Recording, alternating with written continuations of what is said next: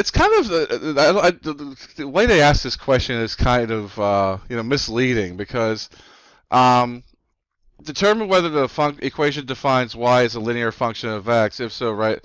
Basically,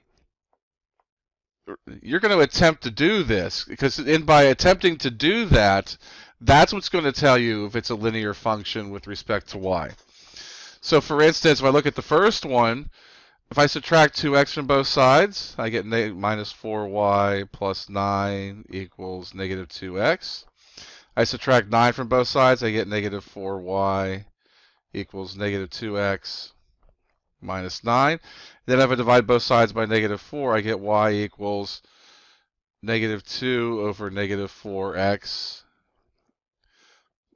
plus a negative 9 over negative 4, essentially. And so y is going to equal 1/2 x plus 9/4. So it's written in the format. I mean, I can clearly say that this is m and this is b. So yes, this is a linear function. For b, it looks very similar. I'm still going to go through the same process. I'm going to subtract 2x squared from both sides. Negative 8y plus 4 equals 2x squared.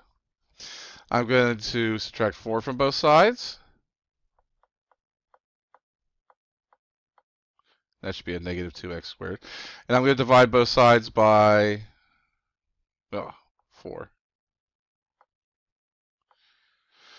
I could divide both sides by negative 8. Again, I had to distribute, so negative 2 divided by negative 8 is a positive 1/4 x squared.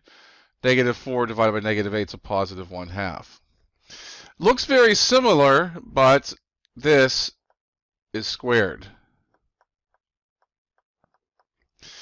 If that x is squared, this is actually what we would classify as being quadratic.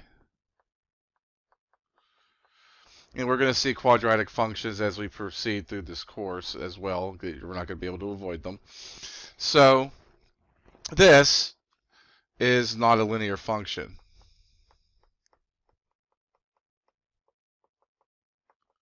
It's a function, but it's not a linear function. It's a quadratic function. And last but not least, c. Again, I see where the y is. I'm going to subtract 2x and 8 from both sides. Just kind of cut to the chase. I'm going to divide both sides by negative 3.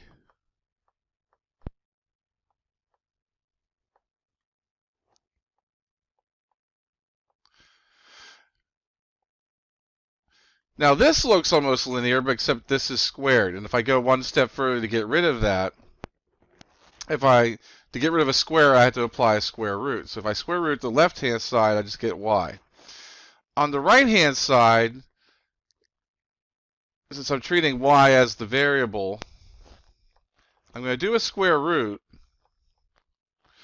And I also have to put a plus or minus symbol there.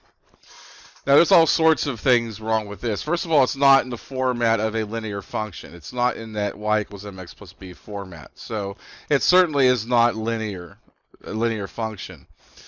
As a matter of fact, here I have a single x value producing two different y values, one when it's positive, one when it's negative. So for instance, if I put 0 in there, I would have the positive square root of 8/3 and the negative square root of 8/3. Those are two separate answers for y produced from one value x. This thing's not even a function.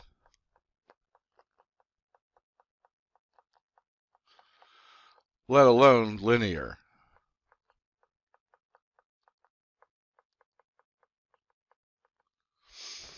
So when they ask you, oftentimes they give you an equation, you need to figure out if it's a function, where y is being defined as a function of x. Solve for y, or solve for whatever variable they're asking you is supposed to be a function of something else. That's how you go about doing it. This was kind of a misleading question because it says, oh, make the decision first and then write it in that format. Well, no, it's by trying to write it in that format that lets you see whether or not it can be written as a linear function. If it can be, it is. If it can't be, it isn't. So that's pretty straightforward there.